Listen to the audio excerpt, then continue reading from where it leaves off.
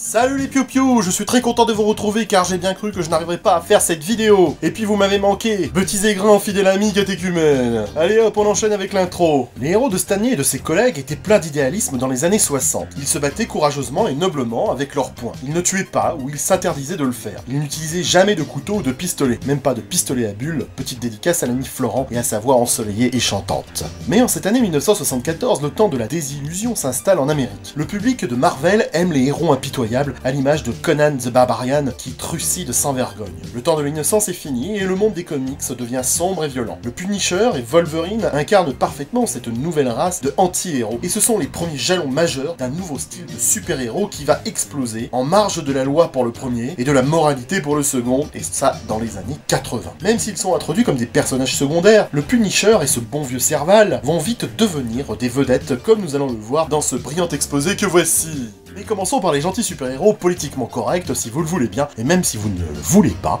je m'en fous. Captain America, dans son numéro 175, affronte l'Empire secret à la Maison Blanche, dont le chef terroriste de l'organisation n'est autre que le président lui-même. Inspiré du scandale du Watergate, Steve Englehart met un sacré coup à l'idéalisme borné de Captain America, qui commence à se poser des questions sur la politique de son pays. Dans Captain America and the Falcon numéro 180 de décembre 1974, le Captain America prend une nouvelle identité, écœuré par le gouvernement américain. Captain America n'est plus, il devient nomade, l'homme sans pays.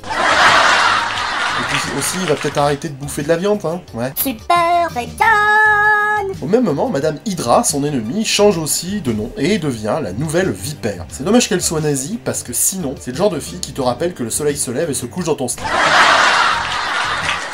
Du côté de Spider-Man, Marvel tente l'introduction de sa propre voiture, la Spider-Mobile, dans The Amazing Spider-Man numéro 130. Suite à un contrat signé avec Corona Motors, Marvel s'était engagé à faire apparaître ce véhicule dans les BD. Mais ni les scénaristes ni les fans vont apprécier le concept, et Spider-Man va se débarrasser du véhicule dans le numéro 160. L'araignée qui a la stupéfaction de voir Tante May s'amouracher du Docteur Octopus, dans The Amazing Spider-Man numéro 131. Ouais, comment ça se fait que t'as plus tes tentacules? Je les ai vendus pour payer le mariage. Je t'avais dit que ça coûte cher, hein, ce genre de conneries. Dans Giant Size Creature numéro 1 de mai 1974, la chatte subit une irradiation mortelle. Elle est sauvée par le peuple chat qui la transforme en Tigra, la femme chat.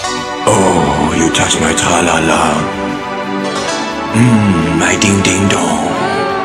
En parlant de transformation, Mantis devient la Madone Céleste dans The Avenger numéro 129. Enfin, puisque nous évoquons irradiation et empoisonnement, on ne peut pas oublier de parler de Captain Marvel numéro 34, épisode durant lequel le Captain affronte Nitro. Une aventure où le blondinet Marvel est exposé à un gaz qui finira par le tuer quelques temps plus tard dans le magnifique graphic novel de Jim Starlin, appelé La mort du Captain Marvel. Et tu as d'ailleurs fait une très belle vidéo dessus. Merci, c'est gentil ça. De rien, je pense. En janvier, la chose obtient enfin son titre avec le premier numéro de Marvel 2-in-1, une série qui le réunit avec d'autres super-héros, et que nous avons eu la chance de lire dans Special Strange. C'est également le seigneur dévêtu et blondinet du Pays Sauvage, qui après être apparu dans Astonishing Tales, possède enfin sa série en janvier 1974 dans Khazar numéro 1. Sans plus tarder, passons aux arts martiaux avec le jingle cliché.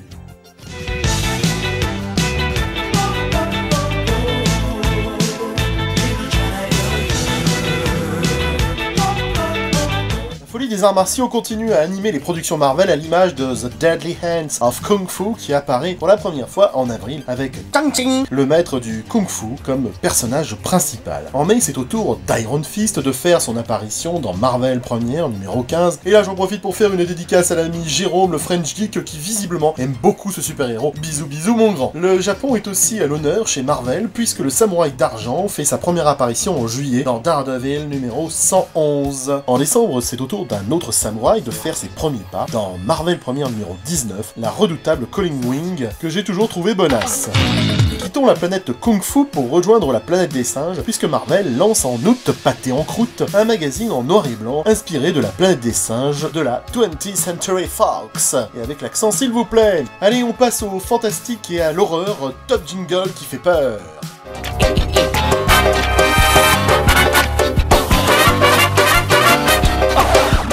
C'est quoi ça les gars là? C'est la salsa du démon. Ouais, c'est vachement bien ce truc-là. Je vous demande un jingle qui fait peur et vous me mettez la salsa du démon. Bah oui, je suis désolé, c'est Non vachement mais bien. vous me trouvez autre chose là les gars. Ah, il fait chier lui, c'est C'est pas vrai. pénible ça.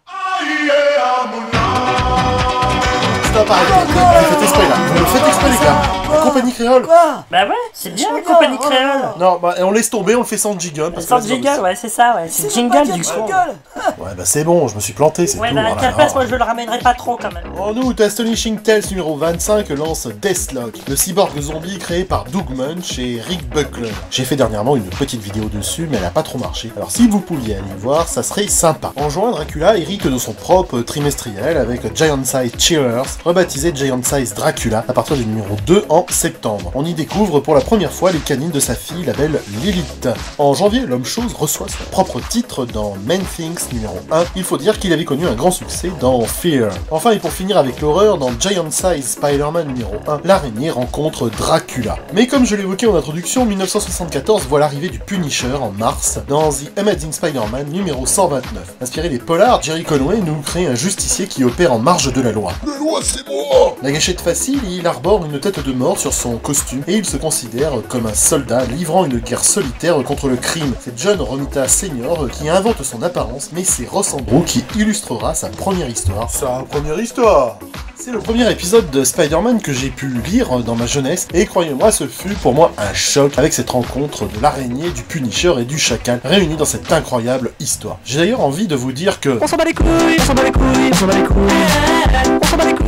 L'autre personnage sombre et violent, c'est bien évidemment Serval, alias Wolverine pour les plus jeunes, qui apparaît en août dans The Incredible Hulk numéro 181, ce titan vert si cher aux rubriques de G que je salue au passage. Ah bah oui, aujourd'hui je fais de la pub à tous les copains. Roy Thomas et Len Vine semblent tous les deux avoir été les premiers à imaginer un mutant griffe. Mais c'est John Romita Sr. qui conçoit le personnage, tandis que Len Vine et Herb Trimp illustrent sa première et brève apparition dans Hulk 180, puis sa véritable entrée en scène dans le numéro 181. Roy Thomas avait inventé l'alliage d'acier incassable l'adamantium dans The Avenger numéro 66 en juillet 1969 comme composant d'Ultron l'android. L'histoire des griffes de Serval est assez intéressante car au départ, Len Vine imagine que ces griffes font partie du costume de Serval. À cela, Vine voit Wolverine comme un adolescent, à l'instar des autres X-Men des années 60. Mais tout change en 1975 quand Wolverine rejoint les nouveaux X-Men. Le scénariste Chris Claremont et le dessinateur Dave Cochran font évoluer Serval puisque Claremont décide que les griffes font partie du squelette du personnage recouvert d'adamantium. Et puis il est adulte, mais grâce à son pouvoir de guérison, son vieillissement est ralenti et il est super vieux en fait. Pour du changement de concept, c'est du changement. Voilà, 1974 est donc marqué par l'arrivée des personnages sombres et violents dans le monde des comics Marvel, à l'instar de Wolverine ou du Punisher, qui ne tarderont pas à connaître un succès énorme auprès des lecteurs, prêts à accepter ce nouveau style de super-héros beaucoup plus trash que leurs prédécesseurs. 1974, à n'en pas douter, ouvre bien la voie à une nouvelle génération d'anti-héros violents des années 80. À bientôt les piou-piou!